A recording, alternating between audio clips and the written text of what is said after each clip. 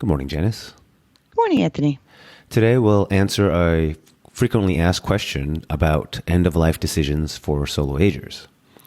And we often get asked, how do you find a trustworthy fiduciary to make end-of-life decisions for you if you're a solo ager? We get this question often from both clients and from our followers. Some examples are what provisions can be made if someone has no healthcare proxy, as well as when there's no one to take care of you as you age and you become ill, how do you ever find a fiduciary that you can trust? So we'll review this problem and kind of the lack of options, which is unfortunate. And then we'll talk about if or when we're able to help and step in, because we do that, but it's a little different than professional executorship. All right, so first, let's just kind of review the problem, why this is a problem for solo agers. It's very similar to the executor problem, but actually much more intimate and much more personal. So just to review, solo agers typically don't have the traditional spouse or adult children to fill these roles. And they often or sometimes don't want to burden or are not comfortable asking, a more distant relative or a friend just for various reasons. Totally understandable. Oh, yeah, that's a hard question to ask somebody, I think. It's a big ask. Yes. But this is not just a money or an estate administration role. This is really personal. You're asking somebody to be there at the hospital, perhaps, or to be there at even, nobody likes to talk about it, but the deathbed, and to make some pretty important decisions. So this goes kind of multiple levels beyond an executor or trustee. Absolutely. And the bottom line is, we've talked a lot about the court-appointed stranger, stepping in as a trustee or a guardian or executor.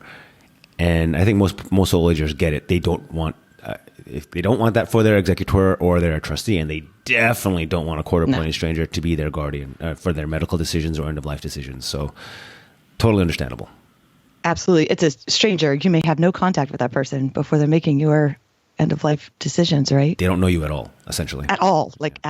Yeah. All right, so let's talk about why, or kind of review the fact that there are not many options to solve this issue. So with executors, by contrast, with executors, you at least have professional executors like us, as well as banks for high net worth individuals, some trust companies, and in some states they even have sort of blossoming industries of certified professional executors, which is sort of like a financial planner, but has some sort of training. I haven't really looked into it in being an executor. Right. So you have kind of like a small but developed, I guess, industry around executorships and trustees. Okay, there are fewer options for someone to be your hired healthcare proxy or agent. Just some examples we've seen. It's usually going to be an attorney, I guess. Banks don't do it. That's what we're seeing. No. Yeah, trust companies don't do it, and I haven't seen state certified industries around this. And from what we're hearing from our clients and from our followers, one of our followers said she talked to somebody, and she just didn't feel comfortable because all that attorney we just kept talking about her fees, like, oh well, if I have to sign something or go to the hospital, and this is how much I charge. This is how much I charge. Okay. Yeah, I mean, it doesn't feel very. I know you're not doing it for free, but yeah, of course. I mean, nobody. This is a paid position, but it's these are intimate decisions. Have a little more. I don't know, tact at least. I don't know. Right, a little more. Yeah. And another follower mentioned that the attorney refused to even have an initial meeting with her because she was busy, I guess. And that you had to commit to hiring before they'd even meet. So that kind of stuff would probably, like, I have to commit to hiring you before I can even talk to you about making my end-of-life decisions. No, we've talked about that many times before. Just for you to take on a professional executor role, you speak to the person a few times, right? Like, you get to know the person. Yeah. It's a two-way street, right? Yeah, we want to make sure we both are comfortable with each other, because I don't want to be an executor or trustee for somebody whose wishes I'm not confident I can fulfill.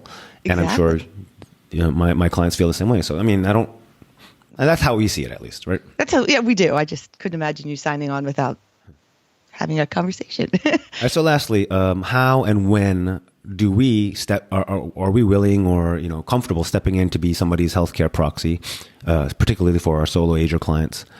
We do not accept this capriciously. Basically, I pretty much won't do it unless I've been your nominated executor or trustee for a couple of years, or otherwise know you, as a client, or we've done an estate together. And the reason for that is it's so intimate, even more so than executorship, that I want to I want us to have had those annual calls and check-ins that we've talked about before. And I want to have a feeling for the trajectory of your wishes before I go to that next level and make or medical or even burial wishes. Sometimes we'll talk, we've talked about that. We need to make, and we also need to make sure that we have a really good working relationship, because if or when that time comes, it's pretty stressful both for you and for me to make decisions. So we got to make sure that we're good when times are good, let alone when times are stressful, right? Right. If they're not good when they're good, it's going to be a little bit complicated. So that's what it boils down to. Yes, we do it, but we want to make sure we have a good relationship based on some time to get some time spent together. And yeah, but otherwise, yes, we will step in once that gets started. So if you want to learn more, there should be a link down there for the Solo Ager estate plan to get your free copy.